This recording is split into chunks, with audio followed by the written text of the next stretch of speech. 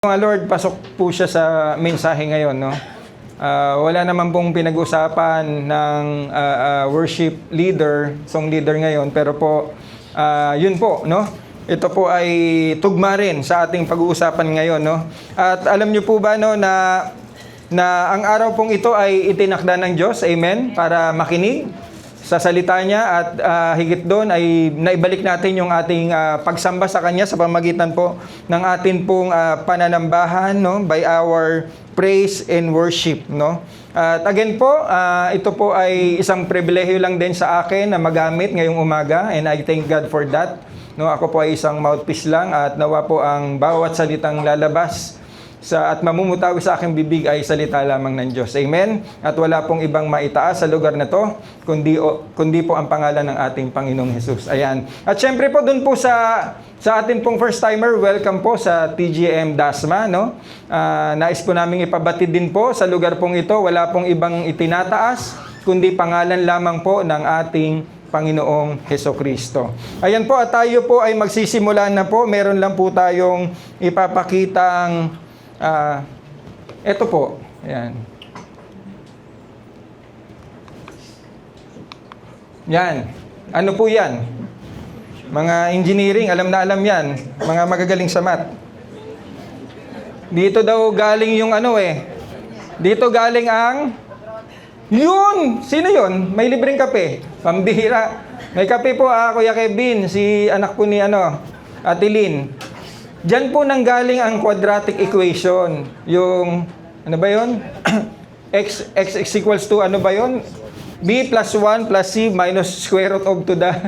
Hindi ko alam. Basta po, diyan yun dinerive. No? Linear equation, tapos pupunta po yan ng quadratic equation.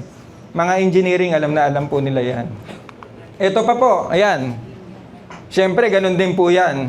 Uy, merong isang mathematician dun, no? Ayan po. Ito pa rin po ay tinatawag po nating equation, no? Ito po ay equation at tingnan po natin kung sino makakasagot, no? Bakit po siya negative 1? Kung bibigyan po natin ng value yung x, ano dapat ang value ng x? Tama ba? Negative 3? Bakit naging negative 3? Yan.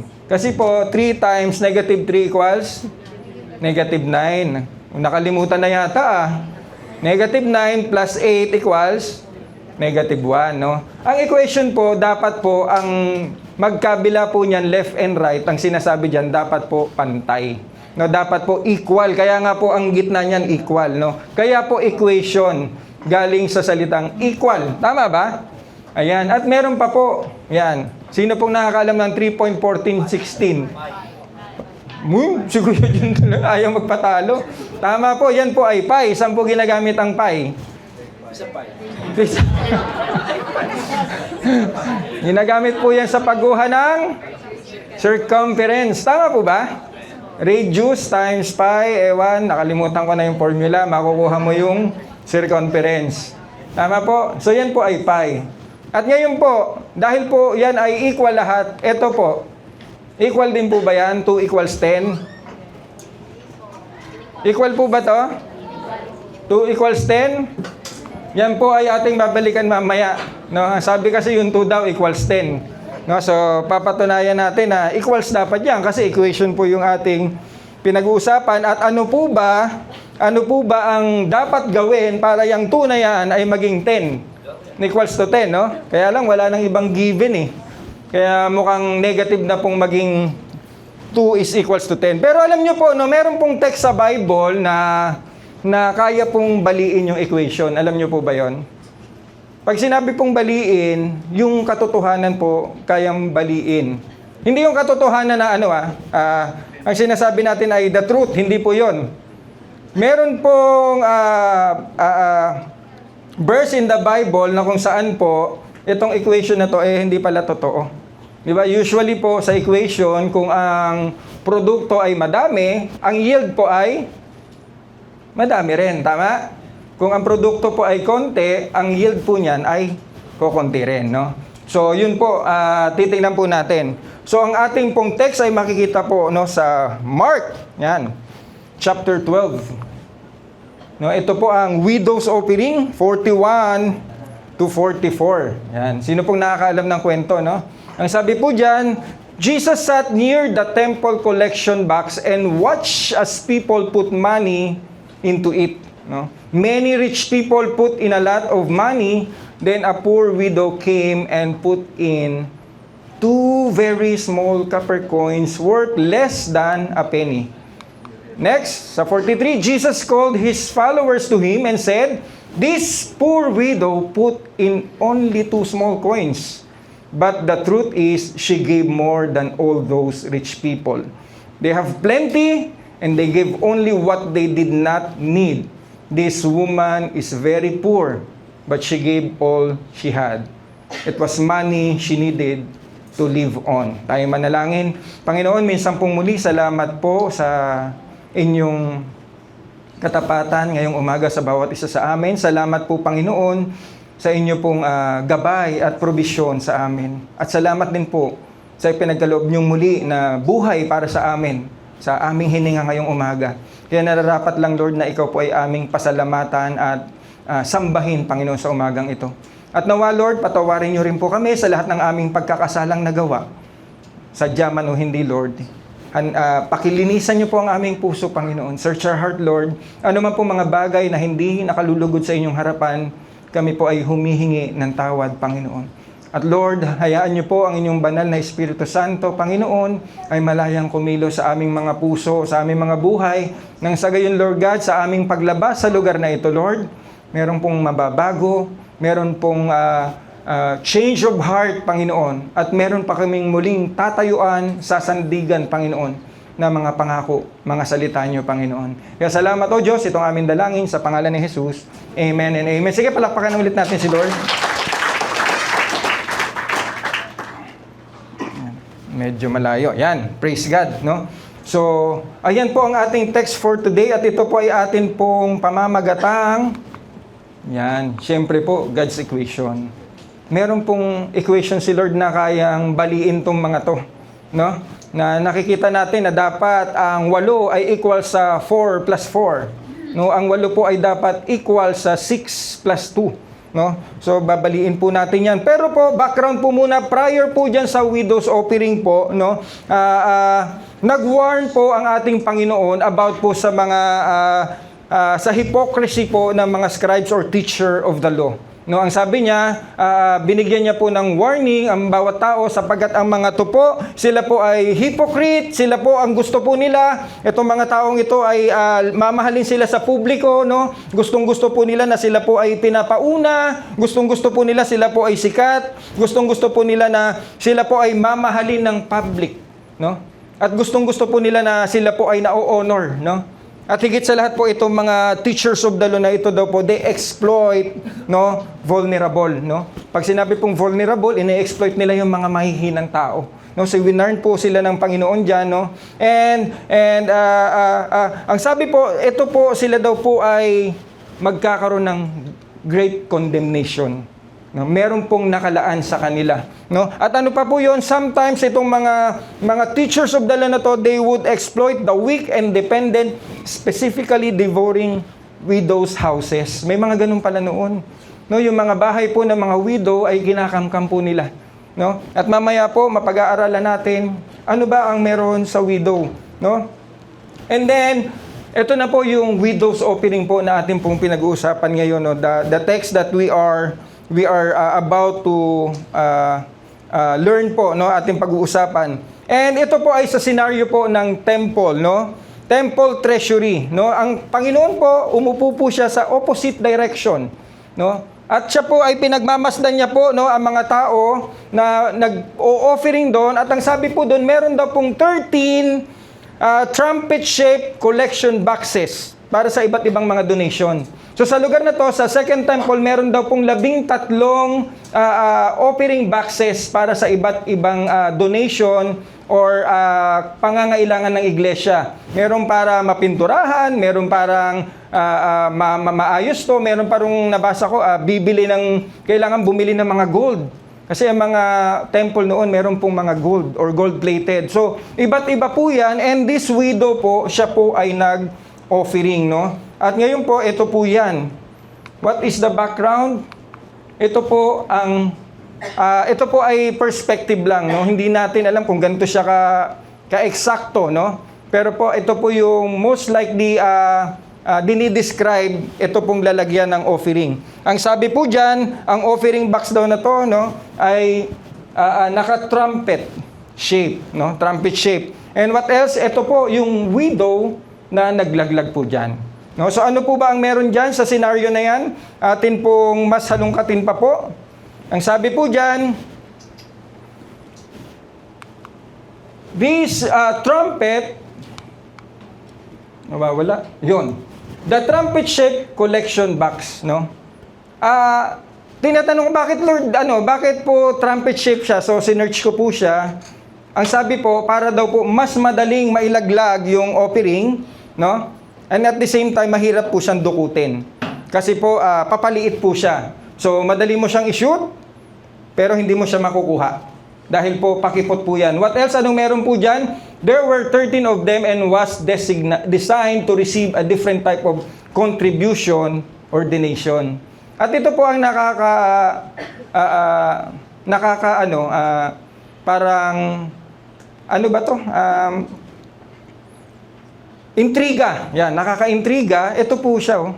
The sound of coins dropping into the bronze funnels was audible. So, mas dinig siya. Mas marami kang nilalaglag, mas lumalakas. Di ba po? Nakaka-intriga, no? Mas malaki yung nilalaglag mo, mas malakas po ang sounds niya. Mas marami, mas malakas. At yan po ang napansin po ng ating Panginoon at dyan po dinescribe po ang scenario during that time. Kaya balikan po natin ang ating text. Ang sabi po dito, Jesus sat near the temple collection box and watched as people put money into it. Ano pong ibig sabihin natin dito? Ang Panginoong Jesus, umupo siya, no? Siguro habang may naglalaglag doon, pailing-iling ang Panginoon. No? Kasi meron siyang nakikitang hindi natin nakikita eh. Hindi pumulto Nakikita ng Diyos kasi yung puso eh. No? At ano po yan? Ano pong ibig sabihin yan? Watch as people put money into it. Intentionally po, tinitingnan ng Panginoon ang bawat naglalaglag po doon. Ino-observe niya po. At ang sabi po, ito po ang scenario na to ay almost patapos na po ang ating Panginoon sa ministry niya. No, malapit na po siyang ipako dyan. Kaya po, every day, every second po, bawat turo niya po, kailangan maintindihan po. Kailangan pong meron tumatak sa puso ng kanyang tagasunod, ng mga disciples, ng mga tao. Kaya po, intense po, talagang tinitingnan niya po kasi meron po siyang ituturo. No? So habang tinitingnan niya po yan, intentionally ini-observe po ng Panginoon, at ganun din po sa ating umaga. Alam niyo po ba na tinitingnan po tayo ng Panginoon, bakit po tayo nandito? Amen po ba? Sino po ang may baon-baon na pagsamba ngayong umaga? Amen. Konti lang po yung tumaas ng kamay. Sino po? Lahat po ba? Kung lahat po, pwede palakpakan natin si Lord. Yan. Kaya po tayo nandito. Wala po iba tayong gagawin. Nakakatuwa po kanina. Kaya nga po, babalikan ko po habang kumakanta po ang ating song leader, may ninonote po ako eh. May ninonote po ako, i-advance ko na, baka makalimutan ko, tumatanda na po. Minsan makakalimutin na. Ang sabi po dito, sabi sa kanta, all or nothing. No? Ibigay mo sa Diyos ang lahat, or wag na lang. Sabi sa kanta kanina. Sabi niya rin, nabanggit niya, ito lang ang laman ng puso ko, Lord eh. Anong laman ng puso mo ngayon? Magpuri sa Panginoon? O nandito ka kasi gusto mong matulog dahil bago na po yung mga kortina? Amen? Malamig po ba? Praise God, no? Kasi po, ni-request po natin yan. Tagal natin ni-request. Praise God po, ayan na po. No, para po kahit papano hindi na masilaw si Kuya Rom. Pwesto ni Kuya Rom yan eh. No? Ni na Ate Lynn, palagi nandyan, no? So nakakasilaw at mainit. No? So bakit tayo nandito? So that we can hear the Word of God today. Wala na pong iba. Ano ang laman ng puso natin? Yun ang sabi ng song leader kanina. Ito lang laman ng puso ko, Lord. Magpuri. Magpasalamat. Kahit wala kang bit-bit ngayon na kahit ano. Pero kung papuri kay Lord, ang laman ng puso mo. i-honor niya. Amen? Sige, palakpakan natin si Lord. Sabi din sa kanta, you search much deeper. Hindi po yung nakikita ng tao ang tinitingnan ng Diyos. It's deeper. Ang Diyos po, sinesearch niya yung what? Puso po ng tao. What's inside our heart? Kaya po ang Panginoong Hesukristo habang tumitingin, kalungkot. Siguro ganun ang niya pambihira. Talagang yung ginawa pang trumpet para pag nilaglag, malakas ang tunog. Mahihiya kang maglaglag nang hindi tutunog yung offering mo. Di ba po, anong mindset tong meron? Bakit kailangang lalakas ang laglag ng coins pag marami, tutunog ng malakas? Anong meron? Si Lord po ang nakakaalam sa paano nangyari po yung offering box na yan. You search much deeper, you're looking into my heart. Ngayon po, tinitingnan ng Diyos, anong laman ng puso mo? Kaya ka po ba nagsimba ngayon kasi sinipag ka lang? O kasi may nagyaya lang sa'yo? O kasi meron kang gustong makamit? Lord, gusto ko kasi magsisimba ako ngayon kasi meron akong ipapanalangin. Kaya ka ba pumunta dahil lang doon? O kaya ka pumunta kasi tapat kang maglilingkod at magpupuri at sasamba sa Diyos ngayong umaga? Kasi hindi natin palalampasin to. Dapat yun ang laman palagi ng puso natin. Tuwing linggo, excited ka. Tuwing linggo, para kang yung mga logistic. Taas ang kamay po ng mga logistic. Huwag na kayo mahiya. 5:00 pa lang po, nasa office na po sila. Hindi lang po yung logistic. 4:00 pa lang, ang ating ano ba yun? Sino ba yung magaling magluto? Jangyum natin. 4:00 pa lang, nagluluto na. Para saan po? Para kakainin po ng logistic. Kasi pag wala pong luto, hindi po makakapagbuhat. Lalo na may bago na po tayong subwoofer. Pwede ba natin palakpakan si Lord? Ang bigat po ng subwoofer, halos 40 kilo isa. Kailangan po may laman yung tiyan nila po. Hindi pwedeng pagbuhatin ng walang kain. So may magluluto po. At salamat po sa Panginoon dahil sa pag-ibig na yan, meron tayong mga kapatiran na nagpapagamit po para po nabili po yung subwoofer. Kasi my heart. You're looking into my heart, Lord eh. Kulang pa kami ng subwoofer, Panginoon eh. Wala naman po kaming cash. Kasi simula lang po natin. Pero praise God po, dahil sa pabor ng Panginoon, tingnan nyo po, nasa Elijah po tayo. Elijah Hotel, palakpakan nga natin si Lord. Alam nyo po, hindi po ito pagmamayabang. Ito po ay pabor ng Diyos. Wala po tayong nais patunayan. Wala po tayong mapapatunayan. Kahit sang katiting, wala po tayong mapapatunayan. Ang magpapatunay, ang Panginoon. Amen. Ang sasabihin niya, hindi kita iiwan, ipababayaan. I will supply all your needs according to my riches and glory through Christ Jesus, our Lord. At yan po ang pinanghawakan natin. Kaya po magugulat tayo, may mga gamit tayo na wala naman pondo ang church. Ba't pinanghahawakan po ang pangako ng Diyos? Amen po? Ayan po, praise God po, no? Ayan po yun eh. Ano pa po? And lastly, sabi dyan, I love you, Lord. Take joy, my King. Sinama ko na po sa hindi po kasama sa sermon to, kaya lang, ang ganda ng mga awitin eh. Sabi ko, Lord, ito kasi yung widow.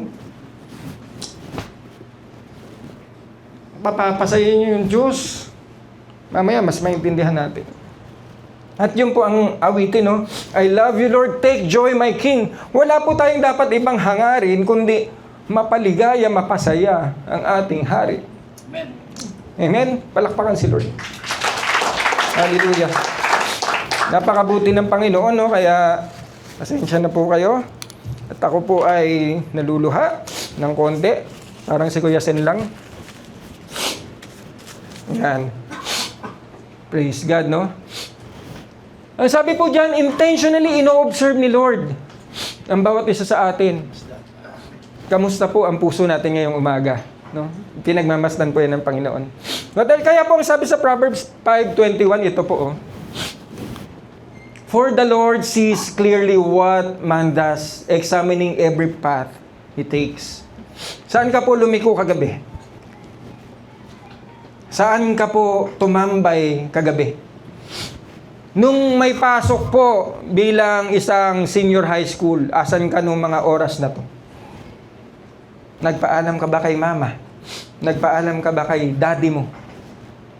Saan ka nag-cutting nung isang araw? May nagka-cutting pa ba ngayon? Natatawa yung anak ni Ate Lynn. Alam ko si Kuya Edmond lang mahilig mag-cutting eh. Kaya lang, laglag sa bilyar. Laglag po sa bilyar kahapon eh. Nawala yung ano niya, yung practice niya sa Adamson nun eh, sa recto. Yung mga recto boys, laglag eh. May nag-champion, ang gagaling ng champion. Kahapon po pala ay nag-darts and billiard po ang mga katatayan. Next time po, mga katatayan, sama po kayo ha. Wala pong hiya-hiya dito. Mga walang hiya po tayo. Para kay Lord po yun, no? Meron po tayong mga darating pa mga activity. Sama po kayo mga tatay. Kasi po ito po ay magpapalakas sa atin, amen? At higit po doon, bilang isang pamilya po ng TGM, family po tayo, no? Kung ano pong meron kami, dapat meron din po kayo. Kung kami po ay nagkakape dyan, maganda, kape-kape po tayo. No? Maaga po kayo dito, agahan nyo po para fellowship tayo. No, hindi po yung darating kayo, tapos na po, amen na lang. Hindi po yung sermon, joke lang po yan. No, aga-agahan po natin para nakapag ano pa tayo, usap-usap. Yung po ang maganda sa isang church. Tama po, hindi yung pagpasok mo, hindi mo kilala yung kausap mo, bigla ka na lang lalabas. Parang wala lang. Ang iglesia po, ito po ay family ng ating Panginoon. Amen? At ang family po ng Panginoon dapat po nagmamahalan. Amen? At nagsusuportahan. Praise God! Ayan. Ako po ay mau-overtime na, malamang. Sobra-sobra na. Next po, ang sabi po dyan, many rich people put in a lot of money. Their donation were truly large. Totoo po yun. Nakita po ng Diyos yun. Malaki yung mga nila, nilalaglag po nila.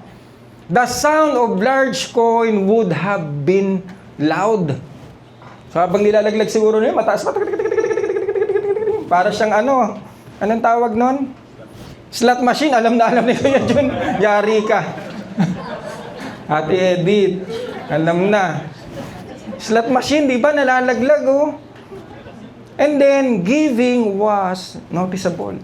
Kasi nga gusto nilang pinupuri po sila eh.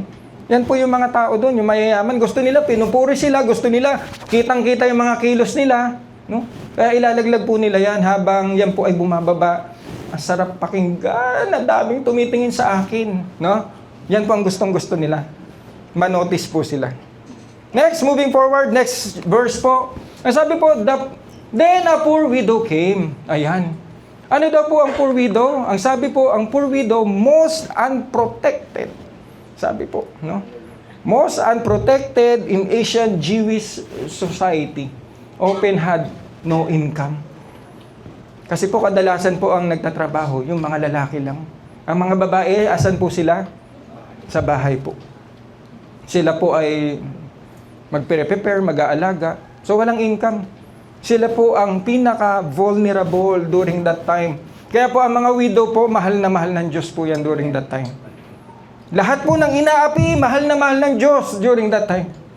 Sana po hanggang ngayon, mahalin po natin. Amen? Wala po tayong, ang Diyos po walang itinangi, lahat minahal niya. Even yung pinakamababa. Sana ganun din po tayo. Nagmamahalan. Amen po ba? Wala po tayong pinipili, no? Hindi porkit naka-van po, mahal mo na. Yung nakabisikleta o naglalakad, hindi mo na mahal. Amen po ba ron? Lahat po mahal natin, ha? Next po, ano sabi diyan?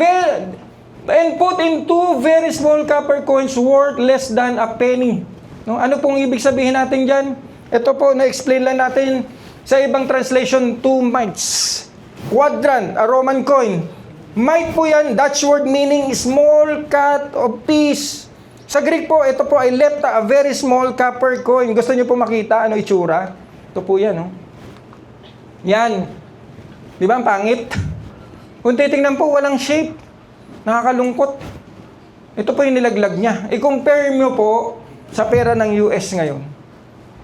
Ng sentimo, 25 cents. Malayong malayo po. Para nga lang po siyang tingga na pakalat-kalat. Kaya lang this one is copper. No? Ano po ba yung copper? Alam niyo yung sa aircon? Yung tubo po doon, yun po yung copper. Siguro Putulin nyo yung kapiranggot nun, bilutin nyo ng konti nang hindi pantay, ganyan po itsura niya. Ang sabi po dyan, at that time of Mark's writing, it was worth 1/64 of a denarius. A denarius was a day's wage for a common worker. In today's term, it would be worth about 1/8 of a cent. Ganun lang po.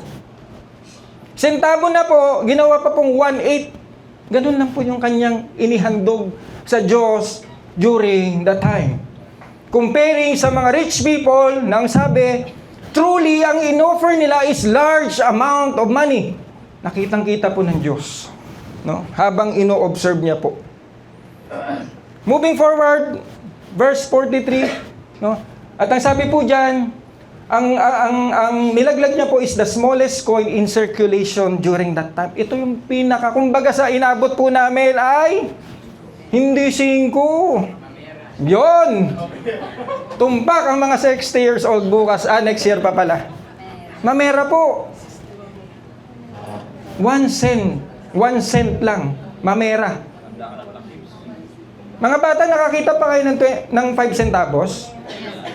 Ang mamera po, 1 centavo. Makakabili pa yun ng candy noon. Ngayon, wala nang value. Wala na pong mamera. Yan lang po. No? 43. Verse 43, Jesus called his follower to him. Ano pong ibig sabihin nito, no? Jesus called his follower to him. The Lord wants his disciple to understand. Ngayong umaga, sinasabi ng Lord, intindihin niyo to, yung sinasabi ngayong salita ko. The Lord wants his disciple, those followers, kaya niya tinawag so that they will understand what the Lord Jesus will told them on that day. Sabi diyan, this poor widow put in only 2 small coin. Pag sinabi pong this poor widow, alam na natin yung coins, di ba? Pag sinabi pong this poor widow, sa Greek po, toche, ewan ko paano basahin po yan, in extreme poverty. Sobrang hirap. Sobrang hirap ng widow. In extreme. Yan po ang pagkakadescribe sa kanya, ha? In extreme poverty. Pero po, anong sabi ng Lord? But the truth is, she gave more than all those, what? Rich people. Basahin po natin, 1, 2, 3. But the truth is, she gave more than all those rich people. Lord, paano nangyari? Paano nangyari, Lord? 2 lepta lang binigay. Mas marami siyang binigay sa paningin mo. Yun po yun eh. Ito po yung katotohanan na binali po ng Diyos. Itong senaryo na to. Ito po yung God's equation. Kakaiba po ang equation ng Diyos compare sa atin. Dahil ang tao po mahilig sa to see is to believe. Pero ang Diyos po hindi po obra sa kanya ang to see is to believe. Kaya po, you just need to understand to believe. Kailangan maunawaan mo, Lord, paano nangyari? Paano nangyari? Pero kailangan mong maunawaan nang sa gayon paniniwalaan mo na, oo nga, mas malaki ang binigay niya. Kasi sa mata ng tao, never, Lord, hindi mangyayaring mas malaki. Sa accounting, walang-wala yun. Hindi na pinapansin nga yun eh. Ang tawag po doon, cash in bank ba yun? Ano pong tawag doon sa mga loose coins na inaano na lang? Sino accounting? Di ba po, halimbawa may sumobrang 5 piso, tabi mo yan, tsaka na natin i-deposit. Nakalimutan ko yung term nun. Hindi siya loose, hindi siya cash in bank eh. Hindi po, bayan nyo na po, ma-okay time tayo. Ayoko nang isipin, babalikan ko na lang. Meron po noon. Basta nakakita ka ng piso dun sa cash drawer nyo, di ba? Binilang nyo na yung pera, star naman, may piso. Honest ka, lagay mo dun sa coin na maliit. Tapos nag-bank out kayo ng cashier, no? Tapos tali na sila. Pagbukas mo nung kahoy, may 5 piso pa. Lalagay mo ulit dun. Hindi siya savings eh. Basta may tawag po dun. At pagkatapos po nun, i-deposit na po yun. No? Kasi po honest yung mga tao. Honest ba tayo? Amen? Kahit sa 5 piso. Yun po yun. No? You just need to understand to believe. Kaya po sasabi po sa 1 Samuel 16:17, ito po, but the Lord said to Samuel, ito po yung pagkakataon na kung saan po ayaw na po ng Panginoon kay King Saul at naghahanap po siya ng bagong hari. Ang sabi niya kay Samuel, pumunta ka kay Jesse. Kasi nandun yung i-anoint mo na magiging susunod na hari. So si Samuel, si Samuel po pumunta po doon, nakita niya po yung anak ni Jesse po. No, si Eliab, sabi niya, "Uy, ito na 'yun." Ang sabi niya po, "Surely the Lord's anointed stand here before the Lord." No? Kasi nakita niya matangkad, malaki katawan. Pogi. Yeah, pogi. Pero sabi ng Lord, "Do not consider his appearance or his height, for I have rejected him." The Lord does not look at the things. Tingnan niyo po, People look at the outward appearance. Pakitingnan po yung katabi niyo. Pogi, di ba? O yan. Maganda, di ba? O yan. Di ba yung pinili mo maganda rin? Tama?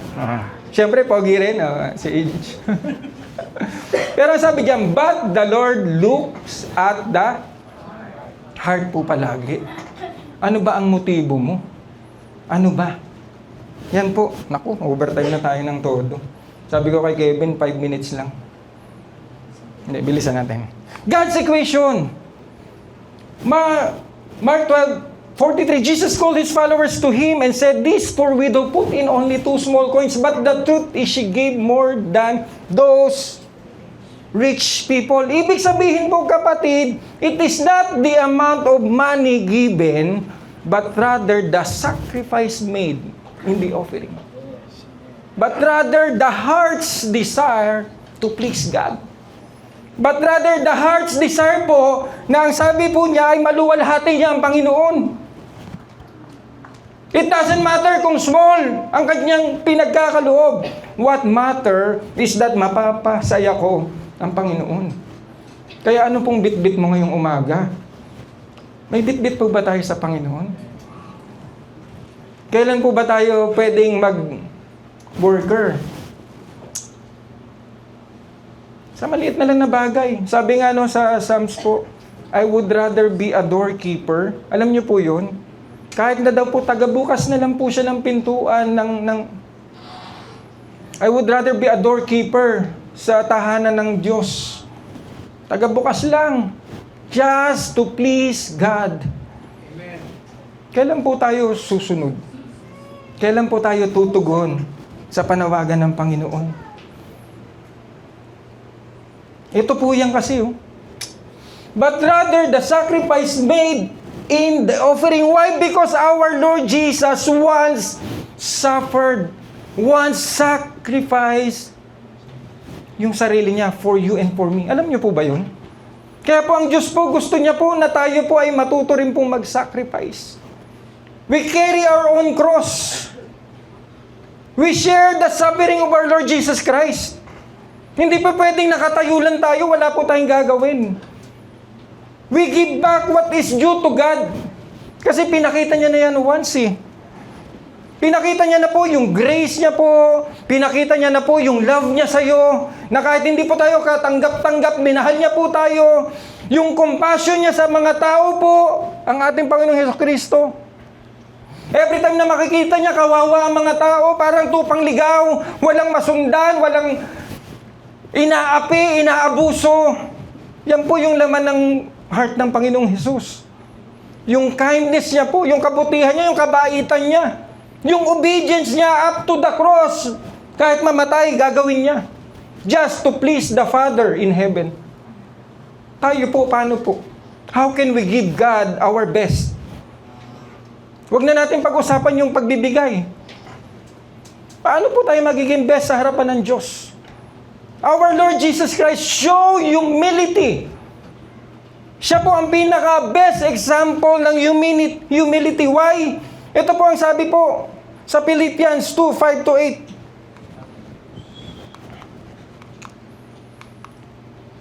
Mahaba to. You must have same attitude that Christ Jesus had. Though He was God, kahit Diyos daw po siya, He did not think of equality with God as something to cling to. Pwede naman pong wag na siyang magparaya.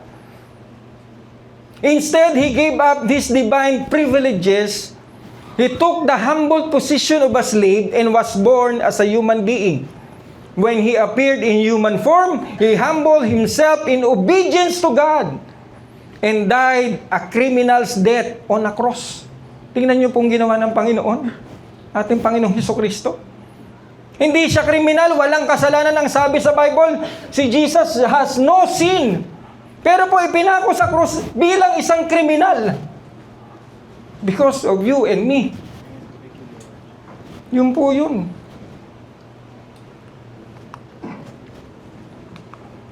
Verse 44. They have plenty and they gave only what they did not need. Yan po ang sabi. This woman is very poor, but she gave all she had. It was money she needed to live on. Pangkabuhayan niya ng binigay niya. Oh. Tayo nga, cheerful giver na lang ang hinihingi sa atin eh. Yung tithes, bahala ka kung faithful ka sa tithes mo eh. Minsan ang pinanghahawakan na lang, cheerful giver. Yung tithes, kinakalimutan na, pinagtatalunan na po yung tithes eh. Sabi ng iba, walang tithes. Sabi ng iba, may tithes. Bahala ka na sa Lord. Anong dala-dala mo kay Lord?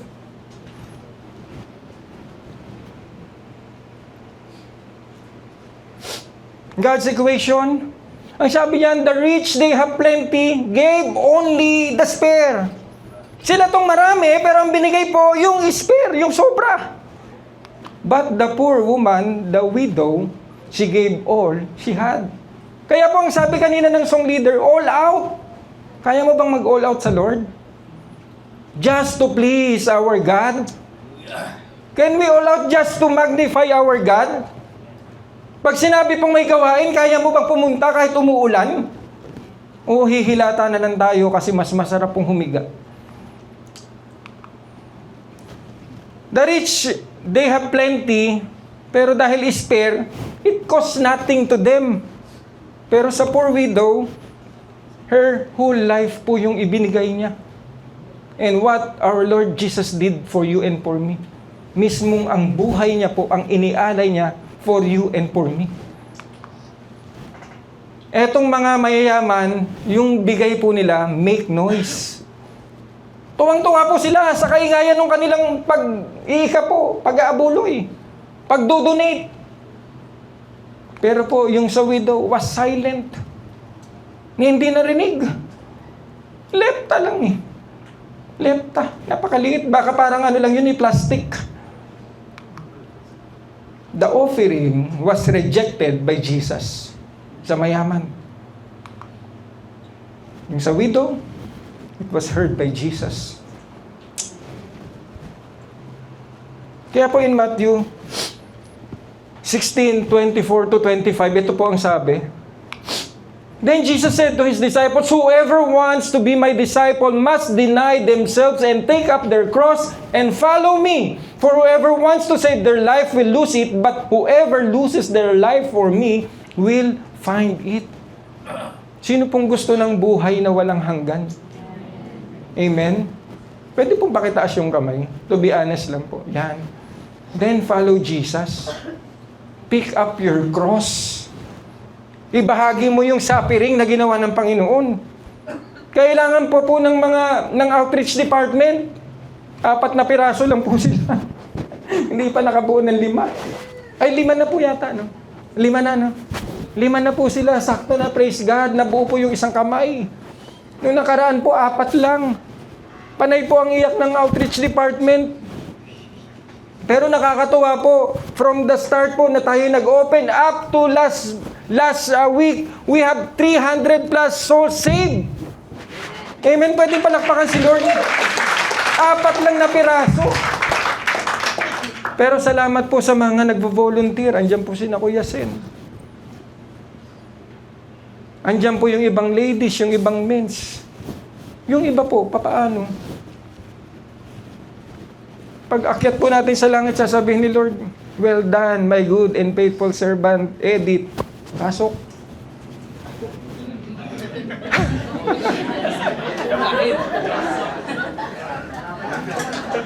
Yun po yun eh. Di ba po? Well done, my good and faithful. Ayaw pa kaya pala, ayaw pa tumuloy. Sabi, Lord, 5 years pa. Huwag mo na ngayon. Magluluto pa. Hindi, pag dumating po yung araw na yun, sabi, isang beses lang ang tao mamamatay. Wala makakapigil doon. Then, judgment will come. Sasabihin ng Lord, sorry, guilty ka. Hindi ka rito. Yun ang nakakalungkot. Pero ang masaya po, you are not guilty because you love Jesus, you accept Him as your Lord and Savior. At ang sasabihin niya, dahil may ginawa ka sa akin, anak, halika, pumasok ka. Makibahagi ka sa aking kaharian. Amen. Palakpakan natin si Lord. Kaya po, wag nating mahalin ang ating buhay. So ano na lang gagawin namin, Lord? Magpariwara? Hindi po yun. Ang ibig nating sabihin, mas mahalin mo si Lord. Kung handa kang ibigay ang buhay mo kay Lord, hindi mababaliwala. Kaya sabi ni Paul, to live, for me to live is for Christ. And to die is gain. Bakit gain? Alam niya, sa langit siya pupunta. Yun po ang gain po dun. Kaya po, God looks at the heart behind the gift, not the amount. It is our heart na nagbibigay, nagkakaloob sa Panginoon. It is our heart na nagtutugtog dito. You are not performing. You are worshiping God. It is our heart na sumasayaw ka rito, hindi para magpakita ang galing mo sumayaw. Because you want to glorify God habang ini-stroke mo yung kamay mo. It was your heart na kung saan po nagbubukas ng pintuan na yan. Good morning, tuloy po kayo sa TGM. Because you love your brethren na dumating. It is your heart na punong-puno po ng kaligayahan every time na dadating ang Sunday because it's worship time. It's honor time to bring back to God what is due to Him. Kaya po, ano po ang dapat nating tandaan ngayon? The amount sacrificed override the amount given. Ano pong ibig nating sabihin nito? Kung merong sakripisyo, kahit maliit yung binigay mo, i-override niya po yun. I-honor ni Lord yun. Kaya ano po yung maliit mong daladala ngayon? Na sa tingin mo po ay galing sa puso mo. Sa anumang dahilan, mapapaligaya ko ang Panginoon. Mabibigyan ko ng glory. Ibibigay ko sa Kanya. Baka yung kapiranggot na yun, ipagdadamot mo pa eh. It will override. Kaya po ang tanong, is there a sacrifice? No? Meron bang sacrifice sa ating tithes and offering? Pag nagbigay ka ba ng tithes and offering, ito po ba ay tira-tira? Parang yung kanina, excess? Hindi naman, wala naman, ibigay mo na yan. How about your time? Ito bang pagpunta po natin dito kasi wala ka lang magawa? Merong ganun eh. Naimbitahan lang eh. Praise God. At dahil naimbitahan ka, sumama ka. Praise God. Amen? Pwedeng palakpakan yung ating mga bisita. Ayan. Salamat po at nandito po kayo. May maganda pong plano ang Diyos sa inyo. Hindi po ito aksidente. Time sa paghahayo. Time po kahapon, ang sayaw. Yung iba po, wala. Alam ko may mga ginawa po, no? Pero patuloy po ang men's ministry, even ang ladies ministry. Maya't maya po, meron pong ginagawang programa just to, alam nyo po, magpalakasan sa isa't isa. Yun po ang purpose. Sabi nga na salita ng Diyos, forget not thy assembly. Kaya lang, sometimes wala tayo kasi merong mas importanteng bagay na uunahin kesa po sa gawain ng Diyos. How about our talent? Magaling ka sa school, di ba? Sino mga nakakakuha ng dyan? A+. Galing sa school. Kamusta pagdating sa church? O, kamusta na lang pagdating sa bahay po kay mama at kay papa? Ano po ang sagot palagi? Wait lang. Perfect. A+ talaga yon. Pahugas. Wait lang, mother. Islang pa po yun. Kasi sobrang How about your strength? Tatay Rudy, salamat po. 70 years old. Bubuhat. 70 years old. Naiiyak ka na lang eh. Naiiyak ka na lang po.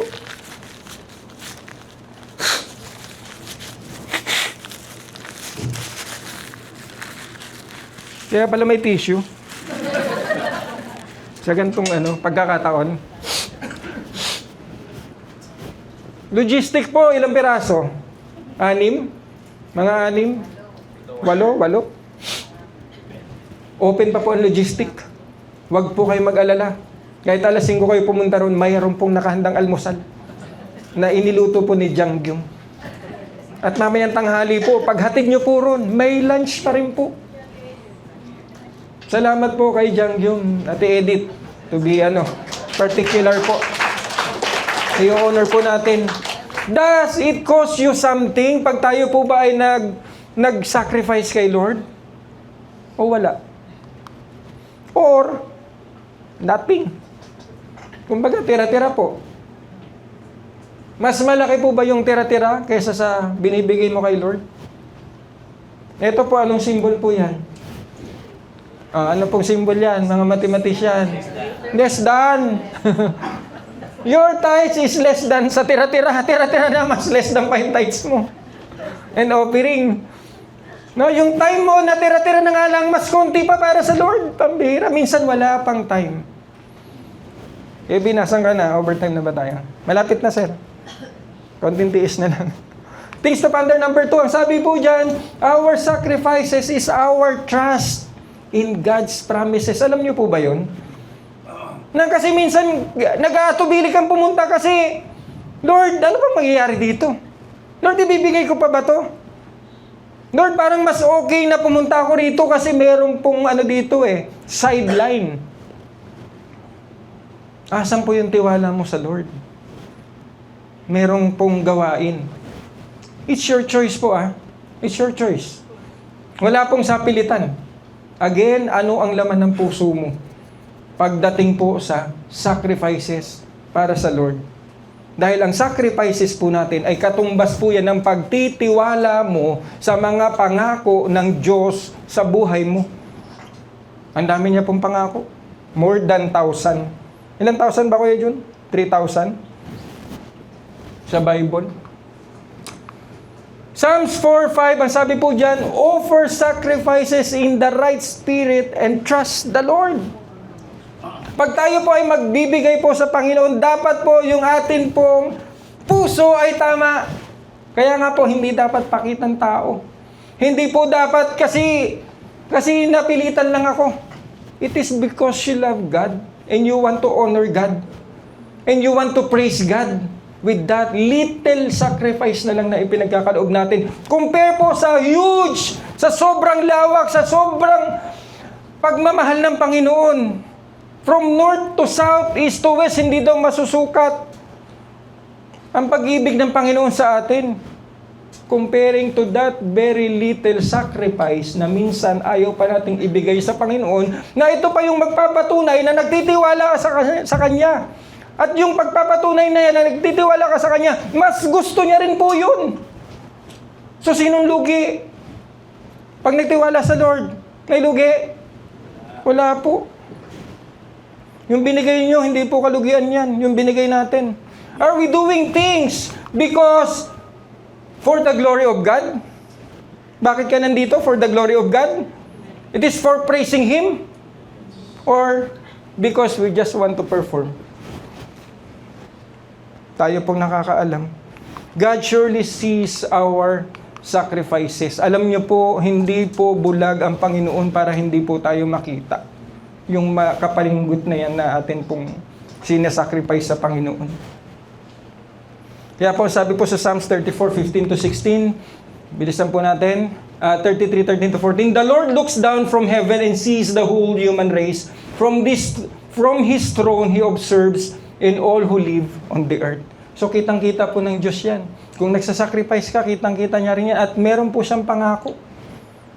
Una po nga pong pangako niya, hindi kanya pababayaan. Hindi kanya iiwan, Kevin. Malapit na. Babalikan na po natin yung tanong natin kanina. Kasi binali din ng Panginoon to eh. No? Dito po muna tayo. Sabi diyan, the eyes of the Lord are on the righteous and His ears are attentive to their cry. But the face of the Lord is against those, ano sabi diyan? Who do evil. To blot out their name from the earth. Tingnan niyo po. Buburahin po yung pangalan mo. Ayaw po natin yun. Pag sinabing blot out, to make obscure, insignificant, or wipe out, destroy. No? And then, balikan na po natin yung atin pong equation kanina na 2 equals 10. Tama po ba? 2 equals 10? Ano po ba yung ating gustong ipakita dyan, no? Sino po ba ang nakakaalam po ng 10 Commandments? May nakakabisa po ba ng 10 Commandments? Meron po? Honestly po. 10 Commandments, so, di ba, hindi kabisado. Alam nyo po, pag pinakabisa sa atin yun, baka wala pong makasagot. Kaya po, 2 na lang po ang binigay ng Diyos. Para po hindi na kayo malito. Ito na lang po ang sabi ng Panginoon. Katapat po ng 10 Commandments. Hindi niya po binabali ang 10 Commandments, ha? Yun po ay existing. Pero po, para hindi tayo mawala sa 10 Commandments, Jesus replied, love the Lord your God with all your heart, with all your soul, and with all your mind. Kasi tinanong si Jesus minsan gusto siyang testingin ng mga Pharisee. Sabi niya, Master, ano ba yung greatest commandment? No, in the law. Yan ang sinagot ng Panginoon. This is the first and greatest commandment. Ano yon? Love the Lord your God with all your heart, mind, soul, and strength. And the second is this, is like it. Love your neighbor as yourself. Pakiharap po yung katabi nyo. Sabihin nyo, I love you with the love of the Lord. All the law and the prophets hang on these 2 commandments. Ibig sabihin po, dahil mahal mo siya, you will not covet kung anong meron sa kanya. Dahil mahal mo siya, you will not kill. Dahil mahal mo siya, you will not steal. Dahil mahal mo siya, you will not, ano yung number 6? Pangangalunya. Adultery. Dahil mahal mo siya, hindi mo kukunin kung anong meron sa kanya. Dahil mahal mo siya. Dahil mahal mo siya, i-honor mo ang mama at papa mo. Nakatabi mo ngayon. Kabataan, katabi mo yung nanay at tatay mo. I-honor mo yan. Kasi love your neighbor as yourself. At hindi ka magiging false testimony or false witness against sa iyong kapitbahay. Para lang masatisfy ka. Kaya kapatid, ngayong umaga, it is better to give than to receive. Pwede po bang anyayahan ko ang bawat isa na tumayo? Tayo magtatapos na po.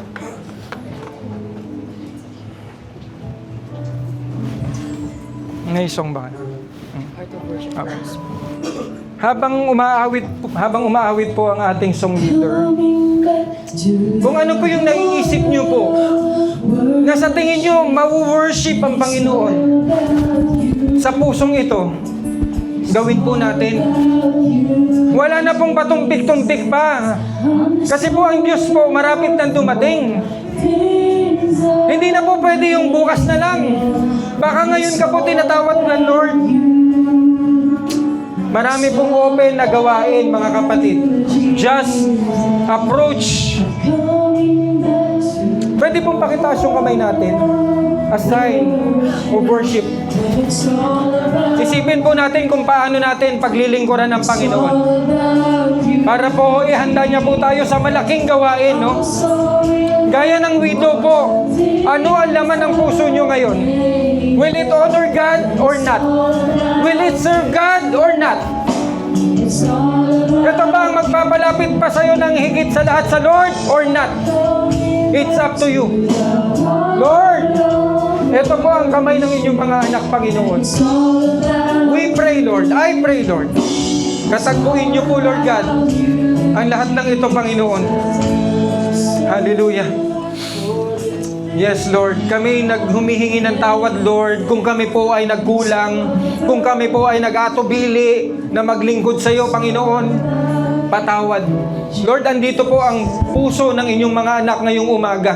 Sa anumang kapamaraanan, Lord, kahit sa maliit lang, katiting lang, Panginoon, basta bukal sa puso namin, mapaglingkuran namin kayo. Mapaligaya namin kayo. Maluwalhati namin ang dakilang pangalan nyo. Kasi Lord, napakabuti nyo. Minahal nyo kami. Mga hindi kami karapat-dapat mahalin. Pero minahal nyo kami, Panginoon. Kaya Lord, tulungan nyo kami na maibalik man lang kahit kapiranggot yung pag-ibig nyo na yan sa amin. Nang mapasaya namin kayo, Panginoon. Kaya salamat, O Diyos. Pinupuri ka namin, sinasamba, dinadakila sa pangalan ni Jesus. Amen and amen and amen. Ayan. Sige po, palakpakan natin si Lord. Hallelujah. Praise God.